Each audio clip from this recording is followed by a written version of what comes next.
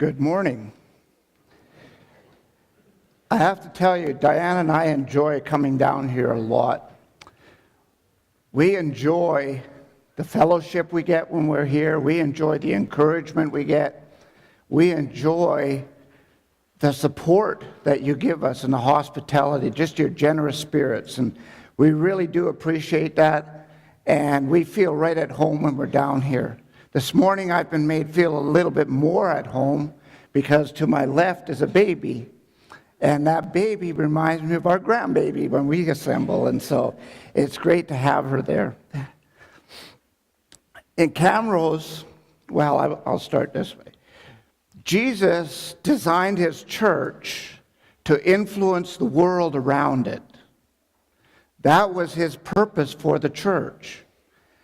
In Acts, or in 2 Corinthians, Paul said to the Corinthian church, he said in verse 13 of chapter 10, "But we will not boast beyond limits, but we will boast only with regard to the area of influence God assigned to us to reach even to you." We have been assigned Camrose, and the church there is influencing that community, particularly in 4 areas of life. I want to share some of that with you this morning. The Chamber of Commerce had a networking breakfast meeting for business people, and my son Brock and I, we went to the meeting, and we made a lot of contacts there. Now, the Chamber of Commerce hosts a carnival every spring in Camrose. It's called Jaywalker's Jamboree, and hundreds and hundreds of people go through that carnival and are at that carnival. And we've never been able to put a booth in that carnival. Well, this year, because I went to this meeting, they're going to allow us to put a booth in there. But it didn't stop there. They said that also they would like to advertise for our Vacation Bible School. And so that is something that is really exciting. Another thing in the community that we've done, my daughter has been appointed to the board of Parent Link. It is an organization that does programs and activities for young parents, for young children, and to help them in their growing, and they get together and they interact with each other. And so we have someone on the inside to influence those young families for Christ. Another thing that we do in the community is work with Neighbor Aid. Neighbor Aid is an umbrella nonprofit organization. And under that umbrella is the food bank, it's breakfast for kids, and an emergency fund for people that come to the city and need some funding to get started or whatever. And so I've been on the board there for 5 years now, and I've been able to influence a lot of the community just by being on that board. We also continue to write our newspaper articles. We continue to get responses from those. It's just another avenue we have to influence the community. We also do seminars teaching. One of the hot subjects, I guess you might say, was, is there a hell? That was a big thing in 2017 in Camrose. And so Chris Winford came up and did a seminar on heaven and hell. Anybody that was at that seminar now knows there's a hell. And the Vacation Bible School has been a primary tool for us to influence the community. The past year, we had 31 children at our Vacation Bible School. The exciting thing about that is that 26 of those children were from the community. And so we are effectively reaching out into the community with the Vacation Bible School. What I'm excited about is when we are using these things to affect the community or influence the community, it gives us the opportunity to influence individuals. Bob, I believe you've seen before. He is our neighbor, and he delivers papers in the area of the city where our church building is. And you can imagine when you're delivering papers at minus 35, it's a long walk around those blocks dropping those papers off. And so halfway through, he stops in at the church building, has coffee with me to warm up. And it gives me a great opportunity to influence him for Christ. Rocky owns a horse stable. We have a family in the congregation that loves to ride horses. So they are taking lessons from Rocky and learning how to ride their horses. But what's more exciting about that is that they've befriended him, and Rocky now goes to their home every week to study the Bible. And he's excited about it. And so we're talking about neighbors, we're talking about friends. How many of you know of a Berean in the church? We have a Berean attending our assembly. Doris was house sitting for someone across the street from the church building. And she wanted to go to church on Sunday, and she thought, maybe I'll just go down to the corner here and find out what's going on in that little church down the corner. And so she came into assembly, and she's never left. She continues to come. And she tells me things like, I've never, ever learned a Bible like this. I feel ashamed. I'm up there in age, and I don't know my Bible. And this is great. And then about 3 weeks ago, she shared with me, she said, David, I have to confess, I don't believe everything that I hear from the pulpit. And so she said, I go home, and I take those scriptures that we're talking about, that we were discussing, and I go over them. And she said, every time, you're right. It's there. And I said, that's why I share those scriptures. Well, the people that they were house sitting for were Frank and Zenith. And you guessed it, Frank and Zenith now come out with Doris, and they are excited about the church. They had been going to other churches and things, but they're excited about learning the Bible and understanding. They said it's like, it's got meaning now. And so they're snowbirds, and they go to Arizona every winter. They do the smart thing instead of staying in the cold. But they go to Arizona, and this year they've been sending emails back to us saying how much they miss the church and they can't wait to get back to Canada. They've been sending postcards, and we've been doing the reverse. And while we've been down here this week, they came back to Camrose. And so we're looking forward to studying again with them when we get back to Camrose. Something else that we need to understand has to be done as a Christian is to influence everyone around us. It doesn't matter the situation. Well, Shelley works with Diane.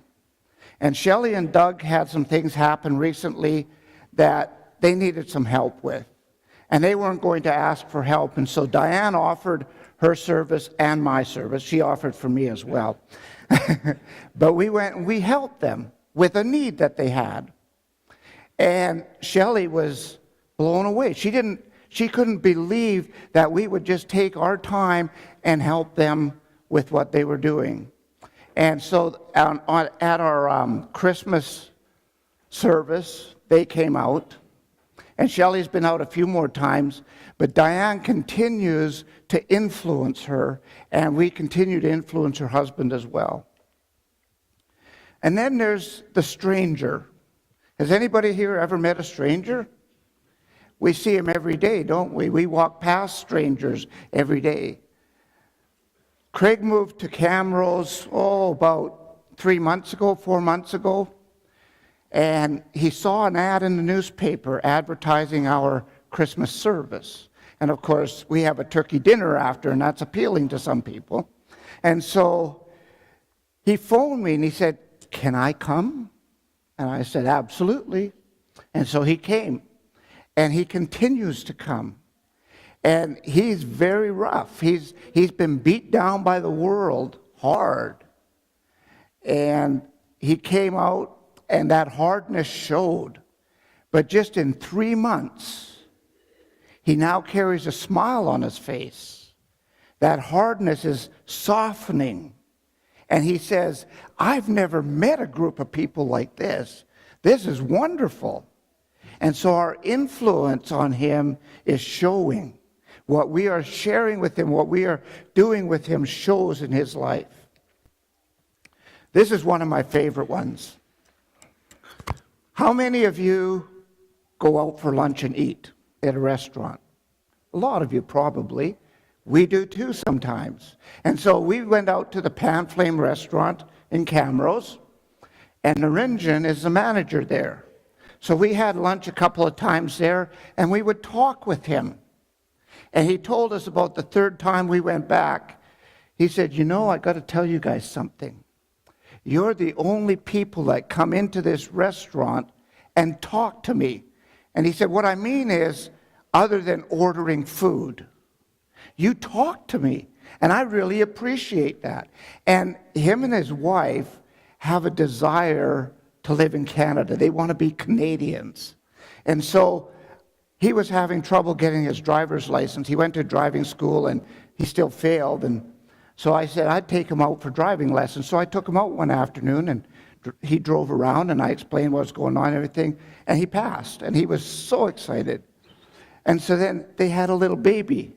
And I'll tell you, that baby came out and that baby had hair everywhere. It was the hairiest baby I have ever seen. But cute. And so they wanted their baby to have a Canadian passport because he was born in Canada. So we helped them do that. And so just recently he told us, he said, I have something else I would like you to help me with. He said, we're going to buy a house. And we want you to come and help us decorate that house. We want to know where the coffee table should be and the couch should be and the chairs and everything, because we want a Canadian home. Now, it's interesting because they've had us in their home. And so my point is that when you talk to somebody, you'll get an opportunity to influence them for Christ. And that's what we're doing with them. I mentioned our vacation Bible school earlier. Cadence was 6 years old the first time she came out to our vacation Bible school. She came every year. She is now 13 years old. And you know what she does? She comes out every Sunday morning. She has her father or her grandmother drop her off at church. You got to understand, she comes from a broken home. She comes from a home where she's been tossed between dad and mom and grandma and back to dad, and now mom's out of the situation, out of the picture, and she just keeps bouncing back and forth, and she doesn't feel accepted. She has no security. She comes out to church and she's accepted. She's loved, and she just wants to be there with us. That's the kind of influence that we're having on individuals in the community. And when you have that influence on people, it results in souls being saved. Lauren Ratke came to us from Red Deer. His wife's name is Wendy, and she's been a Christian for a number of years. But they were attending the church in Red Deer. And the church in Red Deer had its struggles, and they were doing some things that weren't right. And Lauren said to his wife, he said, I can't go there. I just can't do that. It seems hypocritical. And so Wendy made a decision. She said, well, Lauren, would you drive us to Camrose? And he said, okay, we can try that. And they came to Camrose. They're members at Camrose now. But Lauren, last July, he phoned me and he said, David, I want to be baptized. He said, but there's a catch. And I'm like, oh boy. He said, I want to be baptized in the Red Deer River. And he had the specific spot that he wanted to be baptized in that river. It happened to be an hour and a half away. So we drove an hour and a half and we gathered at the river. They brought some of their family. And we went out, Lauren and I, And you got to understand, it is cold. And it is murky water. It's not clean water. And we went out there, and there's quite a fast current.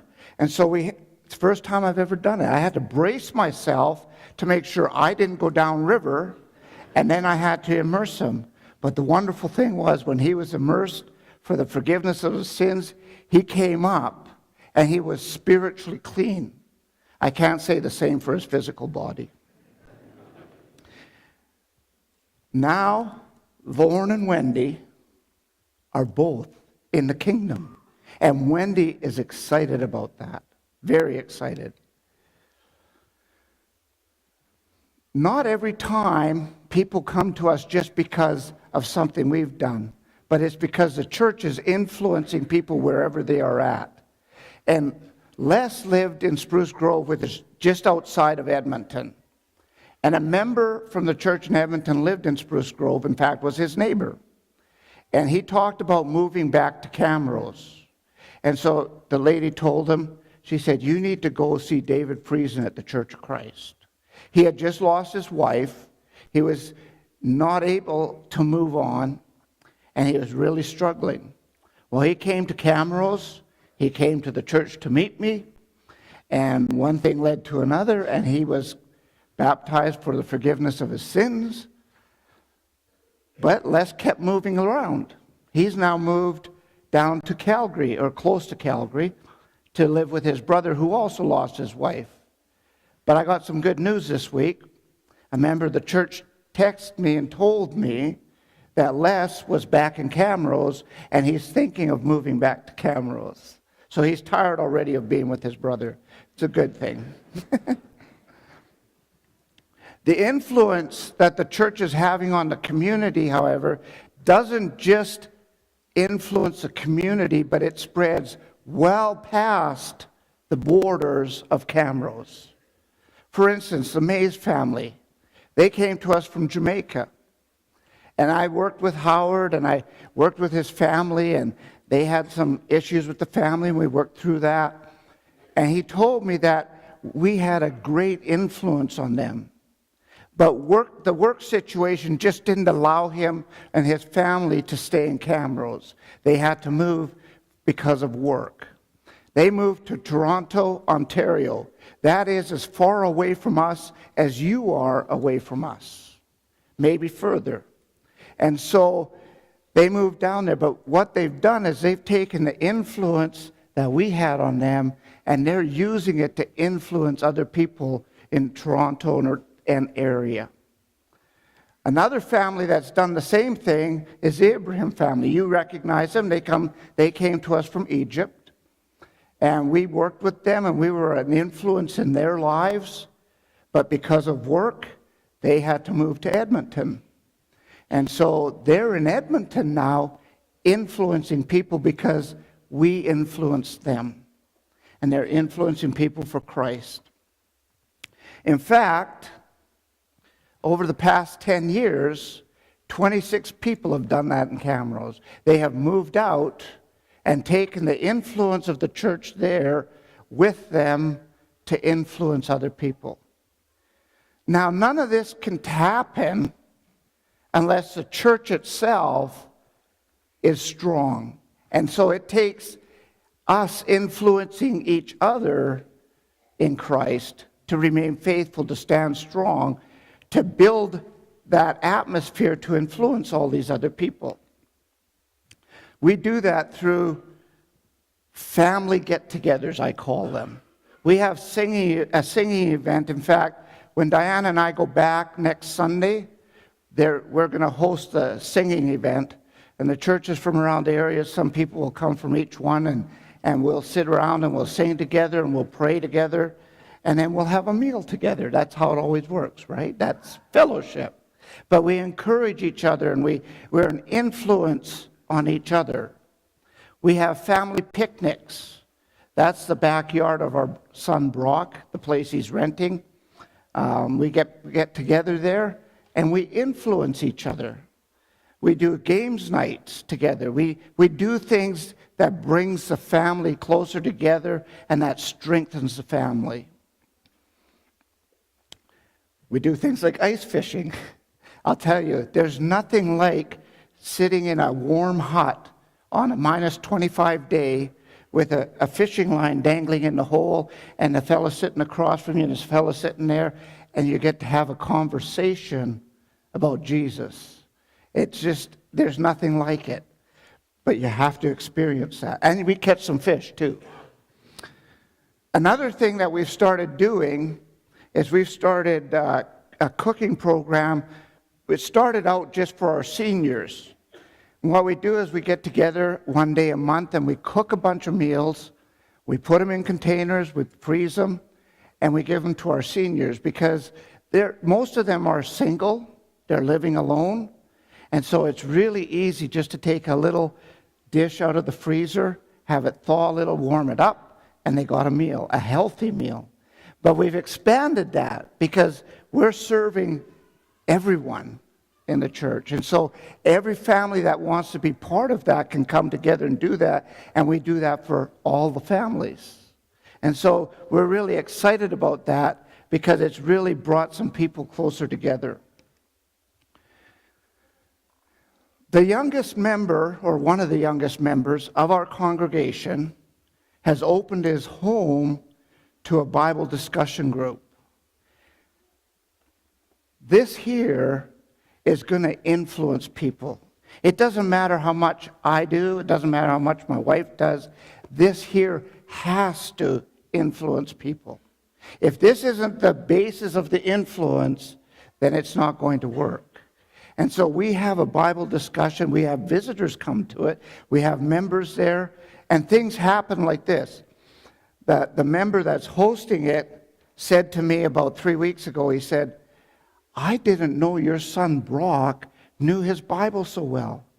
And you know, I didn't know that he was such a caring person. But you see, in that atmosphere, those things come out. And that's how we influence each other. And so this morning, I've just shared some of the highlights of how the church in Camrose is influencing that community and beyond that community. And I want to tell you that it wouldn't be possible without all of you. You support us. You're part of that influence because you influence us. However, your influence goes much further. I know that you influence people in the Northeast. I know that you influence people in other parts of the United States. I know that you influence people in other parts of the world, like Mexico and Nicaragua, and there's others. I won't be able to list them all. But I know you influence people that way. But what I want to encourage you to remember is that God gave you this area, Richardson, to influence. And the way you can influence them is by influencing your friends, your co-workers, your neighbors, and even the strangers that cross your path. This morning, if you're a guest here, you're not a member of this church, if you've not been immersed for the forgiveness of your sins, we want to encourage you to do that. Become a member of the church here and become an influence to those people around you. If you want to do that, we have someone that will be here up front to greet you, or we have elders out by the library if you want to do it more privately to greet you. But please, let us know while we stand and sing.